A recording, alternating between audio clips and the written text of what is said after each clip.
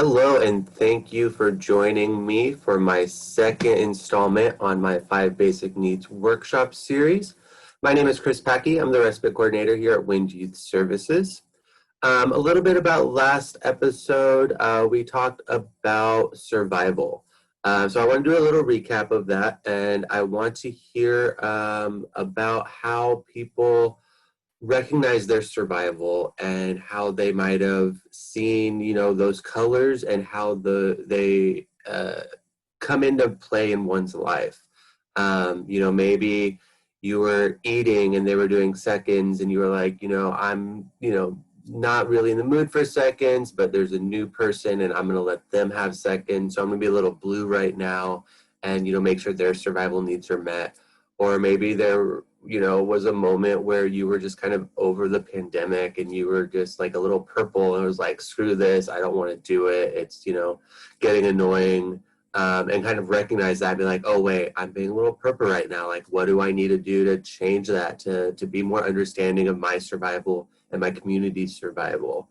So I want the facilitator to take a moment to pause the video and kind of open up the floor to everybody on what you might have seen since the last episode and how you might have recognized those things. And then we'll get back in and jump into the next topic. So go ahead and pause that now and have a discussion, and we'll be back. And for series 2, we're going to be talking about a new topic. I just want to recap real quick. Dr. Glasser's 5 basic needs, they kind of mirror Maslow's hierarchy of needs. Again, if you're familiar with it, that's great. If you're not, you'll still be able to follow along. But keep going with that. And then remember Barbara Armstrong's colors as well, that we're kind of melding the two different things into this one idea, just to get that practice and everything going on. So for today, we're going to be talking about love and belonging. So this need includes romantic relationships, social connections, to give and receive affection, and to feel as part of a group. So this could be a relationship, an intimate relationship with a partner. This could be family relationships, could be platonic relationships with friends. It could be a workplace relationship, how you work with your workplace and the people at your work. All of these things come into play when it comes to love and belonging. And this is something we need as human beings. We need this affection, and we need this respect and this gratitude everywhere we go, this give and take with relationships. And that can change. We talked about the characteristics of survival and how those might overlap. But now we're going to look at survival and love and belonging and how those might interact, right? You have a pet with you, and the shelter or the program you're going into might not accept the pet. So, you love your pet and you need that connection, that relationship for the pet. Is that going to conflict with your survival needs? How does that work? What do we do with that? We try here at WIN to find opportunities for people with pets and try to, negotiate those things on a case-by-case basis. But sometimes what we're able to offer and what we need to do for survival doesn't always align with every individual's need for that relationship with that pet. But I do want to go more into that. So we're going to go back to those colors. Just a reminder, they're red, blue, purple, and green. For red, love and belonging, I count, you don't count. That might be when we're getting a little jealous, maybe. That might be, in a relationship, somebody's needs aren't being met and they need that, physical, sexual, emotional relationship need that isn't being met. Very important to discuss,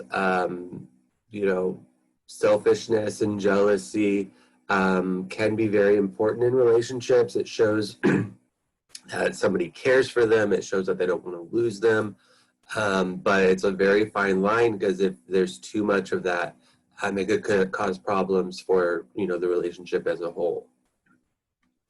Going into blue, you count, I don't count. We see this a lot in relationships, right? We're always going to try to put the person we love's needs in front of our own. Getting birthday gifts or Christmas gifts. People with children, you see this a lot on Christmas Day when we can, showing that love and affection for our family members and loved ones through that. And it doesn't always have to be materialistic things either.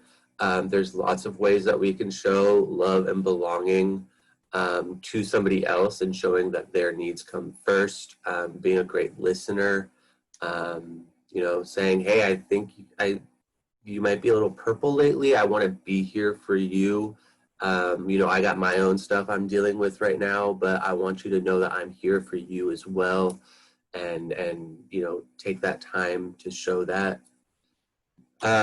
Purple, I don't count, you don't count. This is when things are getting really rocky in a relationship. It's getting really challenging and hard to deal with.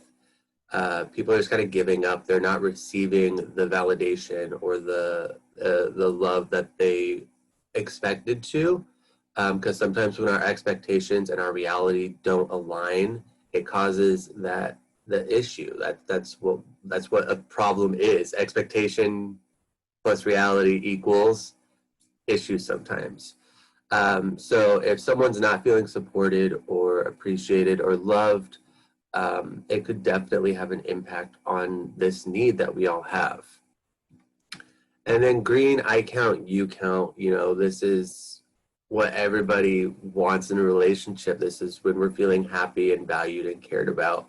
It's, remembering anniversaries. It's remembering birthdays. It's remembering that, there's a lot more than just the survival need. We're getting there, but we also have this connection in our relationship, and I'm showing this to you, and it's reciprocated.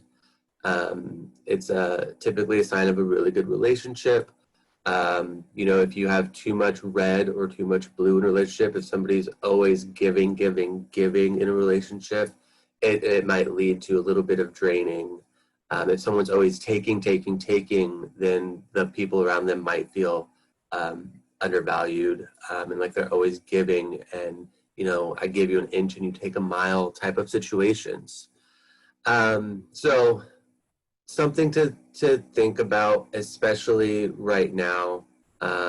Quarantine, love and belonging with yourself, love and belonging with others, super important. Taking care of one's mental health is the best way that you can be green, right? If you're going through some hardships and not taking care of yourself, it's really hard to be green. You can't love somebody else until you love yourself.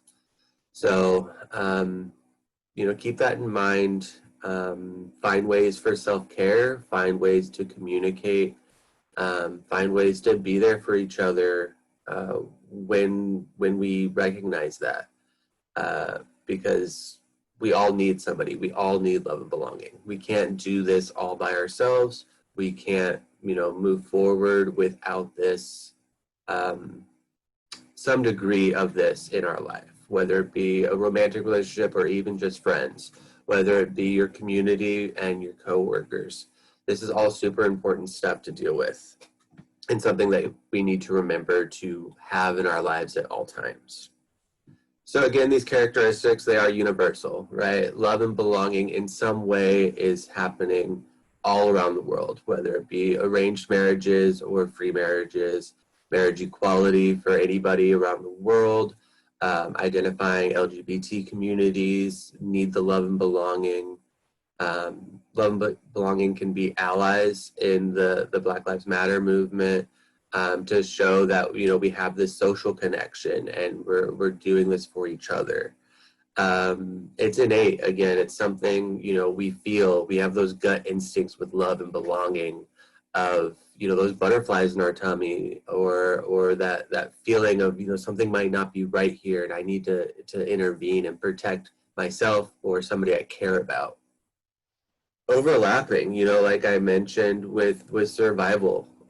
Sometimes these things overlap, and those conflicts might arise where your love and belonging, you need to be read to protect the person you love or a pet or something, but your survival need is also there where you're trying to be green. Timing, a lot of people in and out of relationships might need some time to cope afterwards. A relationship ends. Someone might feel a little purple about it right now. Doesn't mean like you need to snap a finger and get them to be green. But, it's okay to feel a little purple after a breakup. It's fine to do that, but just recognizing that that's not where we need to stay. Um, we need to be able to move and heal and grow. And that's how we're going to learn to love ourselves even more and love other people as well. And then conflict with others' needs, like I mentioned before, love and belonging overlaps with everything. You might be feeling green about someone, you might be in love, your friend might be trying to care about you, but don't think they're the right person for you or the right situation for you. And they might be trying to be blue, but you might see them as being a little red and, get out of my business, when really they're just trying to be there to help. That can create some conflict really easily. You don't know this person the way I know them. You don't know what they've done for me. You don't know what I do for them. Super, super easy to get these feelings involved, especially with love and belonging, because it's not like survival as much. There's a lot more emotion involved here. So it can be very tricky to navigate this one. So I wanted to bring it up kind of early in this series to get a little more practice into it, because as we move forward, this is one of the more emotional ones. So I wanted to give more of a physiological need at the beginning, moving towards more of an emotional, but still physiological need. And then moving forward, we'll discuss some other things.